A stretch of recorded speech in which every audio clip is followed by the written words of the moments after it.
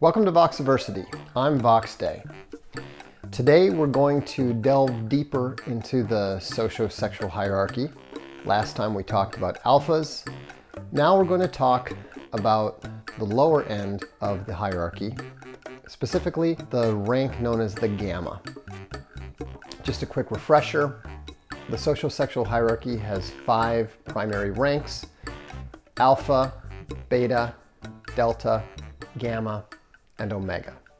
The gamma is possibly the most interesting socio-sexual rank and behavioral pattern in the entire hierarchy. This is because gammas are among the people with the most undeveloped potential in the socio-sexual hierarchy. Let's talk about what the characteristics of a gamma are. We know that they tend to be low status, but they're not complete social outcasts.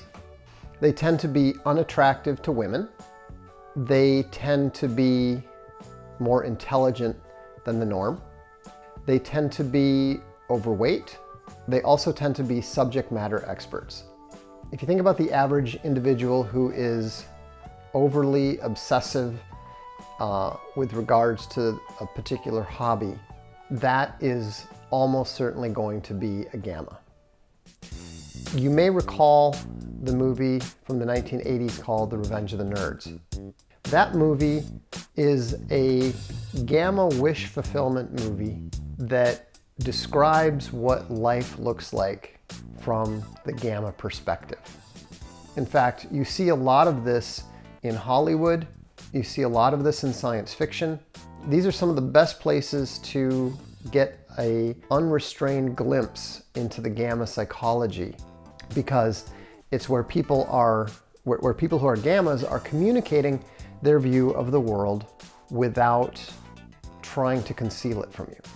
Because one of the biggest characteristics of the gamma, and probably the most important one, the most definitive one, is their habitual dishonesty. Gammas tend to be very, very dishonest, both with themselves and others. Remember, this isn't primarily about rank. This isn't primarily about status, even though that is what people tend to focus on.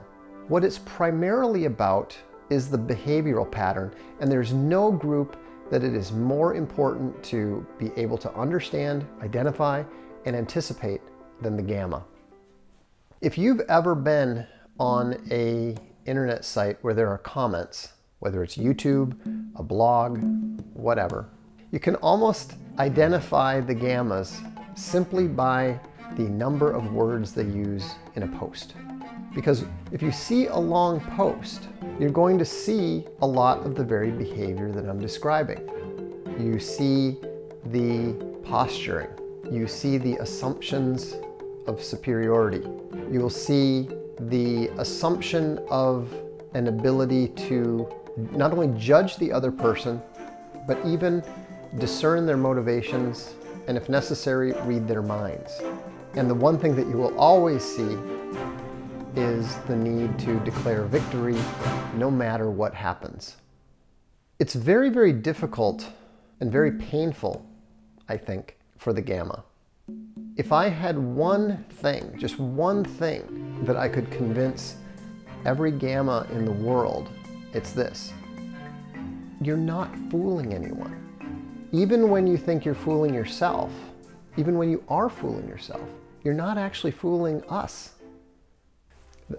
What I'm talking about here is the protective bubble of delusion that gammas erect over time around themselves to protect their feelings.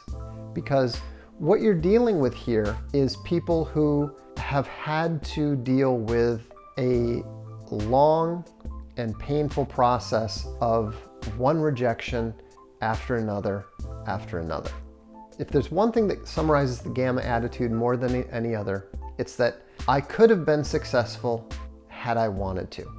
Because the gamma is always conflict avoidant and is also failure avoidant.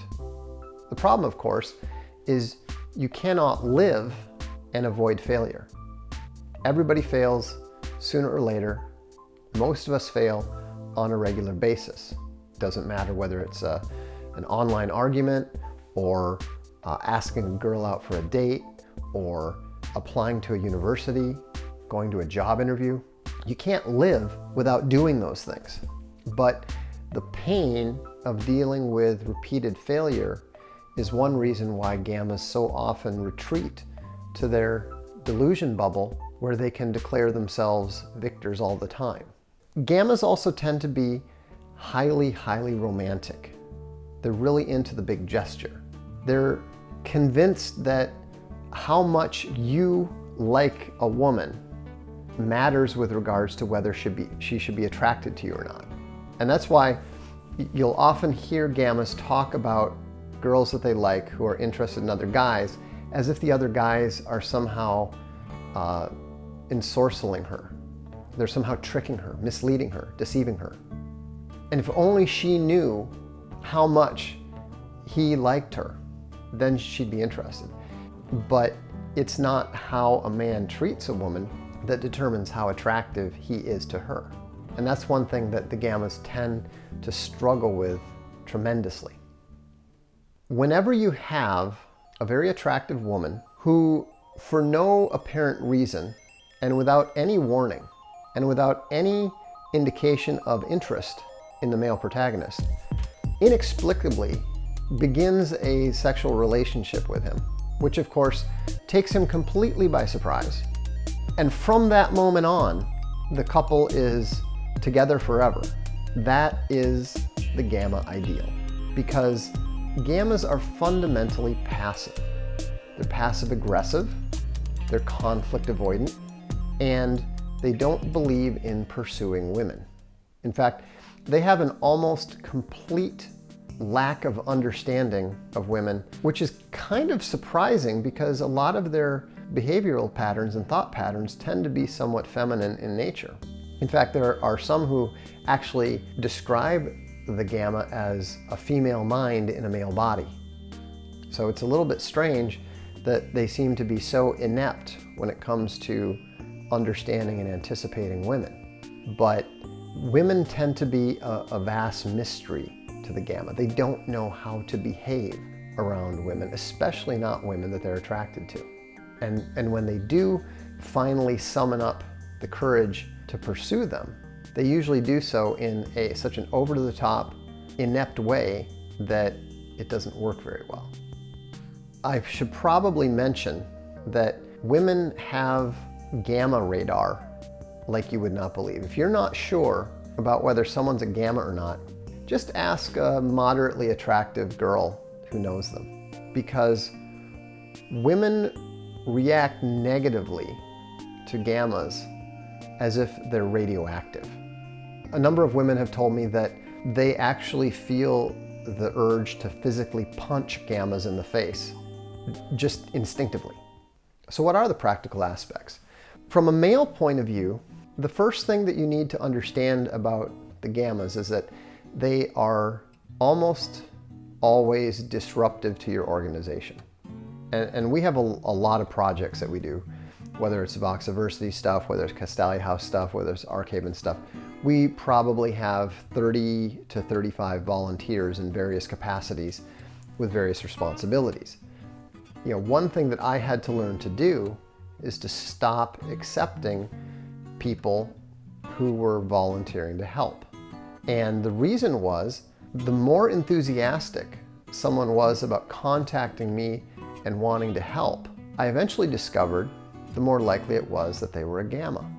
What would happen is that they would usually want more authority and responsibility than was at all reasonable for a volunteer.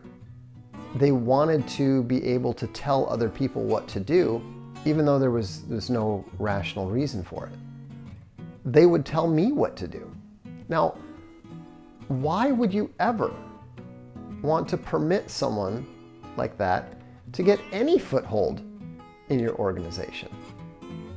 No matter what the organization is, they're going to disrupt it. And if they're given a free hand, they're very likely going to destroy it. Now, the problem is that gammas are genuinely smarter than the norm. They may not be quite as intelligent as they think they are, but they do tend to be smart, and they do tend to be subject matter experts.